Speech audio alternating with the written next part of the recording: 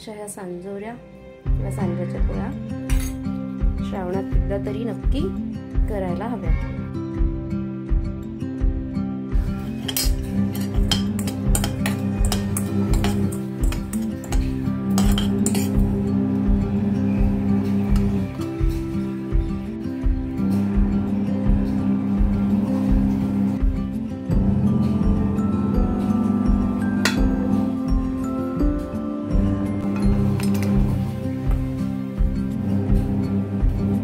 पाणी घेते आणि सैलसर जरा पीठ भिजवायचंय. असं पीठ भिजवायचंय. याला आता तेल लावून ठेवायचंय.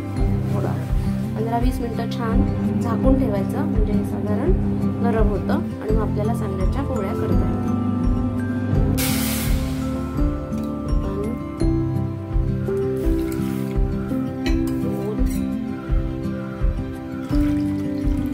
तीन वाटा पाणी इथे घातलेलं आहे मी, 1.25 वाटी रव्यासाठी, आणि त्याच्यात हा भाजलेला रवा आणि 2 चमचे तूप असं घालून आपण याच्यासाठीचा सांजा करून घेणार.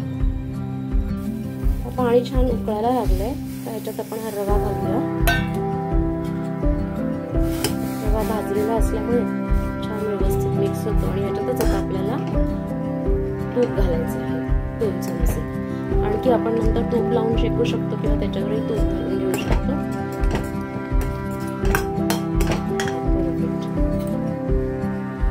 मी असं हे 2 चमचे तूप घालते, 2 टेबलस्पून एवढं, आणि आता झाकण ठेवून 1-5 मिनिटात ह्याची वाफ येते, कारण की हा 0 साईजचा रवा आपण इथे वापरला आहे. तो 5 मिनिटं वाफ घेऊन मग आपण त्याच्यात डबल गूळ घालणार. झाकण ठेवते मी, त्याच्या डबल गूळ आपल्याला घालायचा. 4 मिनिटं झाली आहेत आणि हे छान असं मोकळं झालेलं आहे. रवा पण छान शिजला आहे. तर ह्याच्यात मी गूळ घालते. ज्या वाटीने रवा घेतला त्याच वाटीने आपल्याला गूळ घालायचा आहे. ही दुसरी वाटी.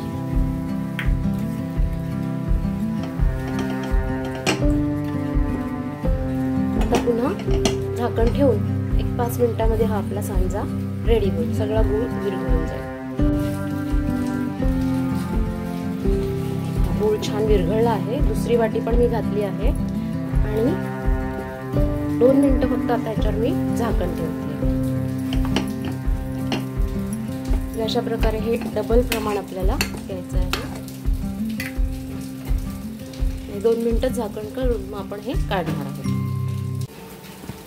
पीठ आता मी हे छान असं तेल लावून मळून घेतला. सांजा रेडी झालेला आहे. आता मी गॅस बंद करते.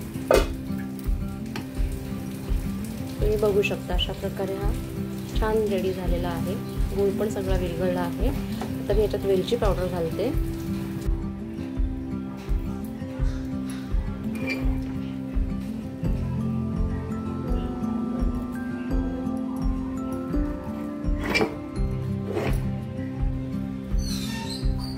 असं मी सगळे हा सांजा इथे असा पसरवून घेते, जेणेकरून तो थंड झाल्यावरती आपल्याला अशा प्रकारे हे पिठाच्या गोळ्यांमध्ये सांजा भरून त्याच्या पोळ्या करता येतील.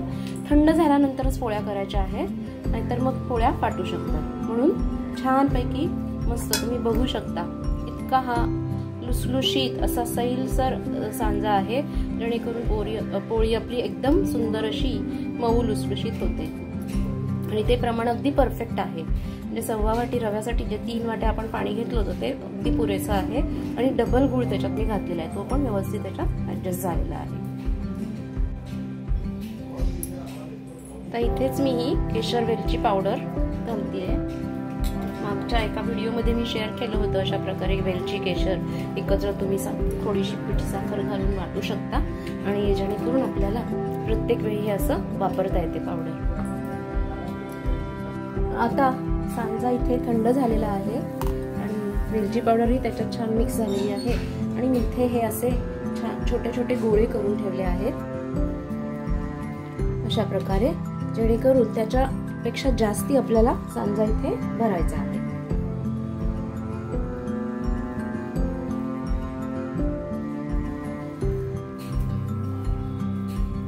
त्या गोळ्यापेक्षा मोठ्या साईजचा जरा गोळा आपण याच्यामध्ये ठेवायचा आहे.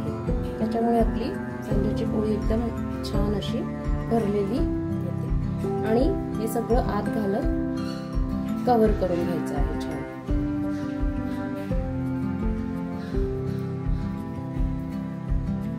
अगदी इझिली हे सगळं सांज्याचं पुरण आत जाते. आणि मग इथे आपल्याला जशी पुरणपोळी करतो त्याप्रमाणे ही अशी बंद करून घ्यायची. आणि अशा प्रकारे मी हे असे सगळे गोळे करून घेते आणि पोळ्या करून घेते. अजून एक आपण करू शकतो. त्याच्यासाठीच जसं सांजा मऊ असतो तितकंच आपलं वरचं पण पारीसाठीचं कव्हरही मऊ असलं पाहिजे, म्हणजे आपल्या पोळ्या छान होतात. सगळं पुरण आत ढकलून असं आपण गोळा बंद करतोय.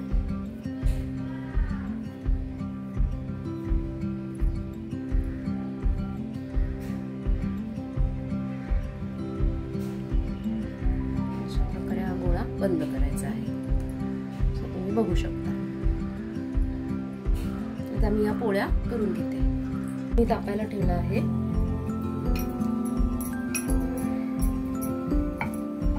अगदी हलक्या हाताने ही पोळी लाटायची आहे आणि जरा जाडसरच ठेवायची आहे.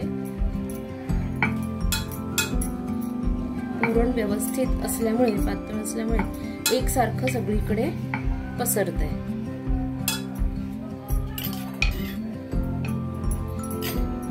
त्याला छान तेल लावून घेऊ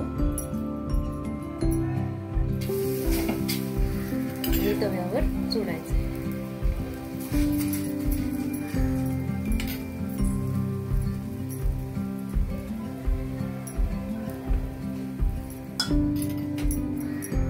परत इथे दुसरी पोळी हलक्या हाताने लाटून घ्या.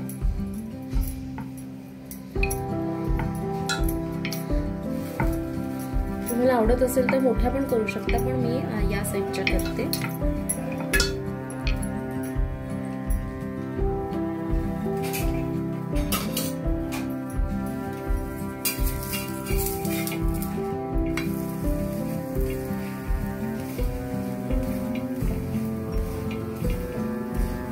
लोखंडी तव्यावर पण छान या खरपूस पोळ्या.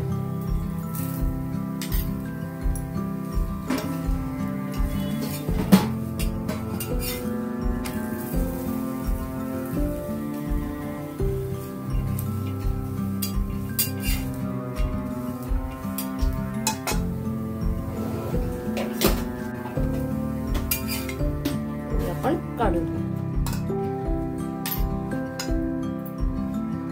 दुसरी पोळी पण मी घालते अशा प्रकारे.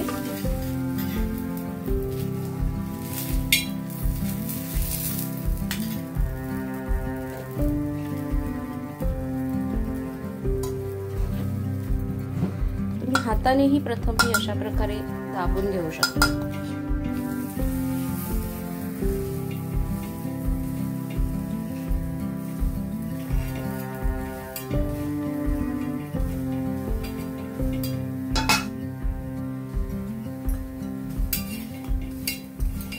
मीडियम टू हाय गॅसवर ही पोळी छान शेकून घ्यायची आहे.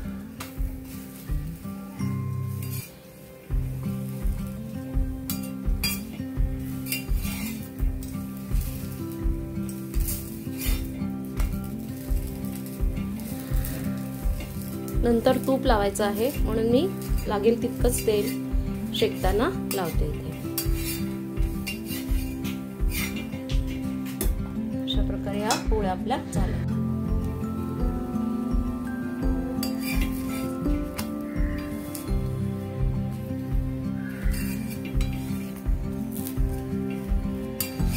अशी ही खरपूस सांज्याची पोळी तयार होते आपली. त्यात टिप म्हणजे मला चॉकलेटी गुळ गोडसर असतो छान जरा, आणि पिवळा गुळ थोडासा खारट असू शकतो. सो मी शक्यतो हा चॉकलेटीवालाच गुळ वापरते, पण आपल्याला जर पिवळ्या धमक पोळ्या हव्या असतील तर तोही गुळ आपण वापरू शकतो.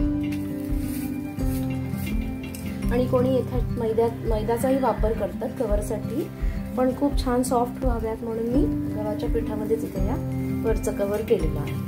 किंवा निम्मा मैदा निम्मा गव्हाचं पीठ असंही आपण व्हेरिएशन करू शकतो. आपल्यावरती आहे आपण कसं करायचं. या अगदी 2 दिवस छान टिकतात सांजोऱ्या, सांज्याच्या पोळ्या. आणि नैवेद्यासाठी तर श्रावणामध्ये हमखास केला जातात. हा आज माझा सोमवारचा नैवेद्य आहे नृसिंहासाठी. त्यानिमित्ताने ह्या पोळ्या मी केल्या.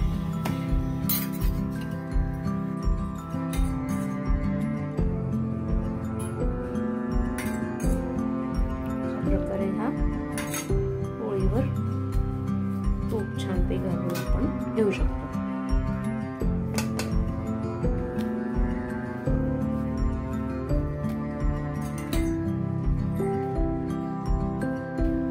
अशा सांजोऱ्या किंवा सांज्याच्या पोळ्या श्रावणात एकदा तरी नक्की करायला हव्या.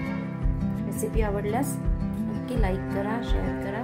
चॅनलला सबस्क्राईब केलं नसेल तर सबस्क्राईब करू शकता. धन्यवाद रेसिपी पूर्ण बघितल्याबद्दल.